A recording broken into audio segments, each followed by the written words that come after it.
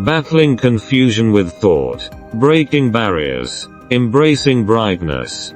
Confusion is a prevalent emotion among young people, manifesting as an inability to see the future. The root cause of this confusion is simple. It stems from internal factors, specifically, flawed thought patterns. The struggle of thought patterns. Most individuals habitually dwell within a certain thought pattern, and the repercussions of such patterns are pervasive in daily life. Therefore, it is imperative to change these thought patterns. Once you break through this resistance, a bright future awaits. Breaking the shackles of habitual thinking. Habitual thinking is the root cause of confusion. To stride into a bright future, it is necessary to break free from the shackles of this thinking pattern.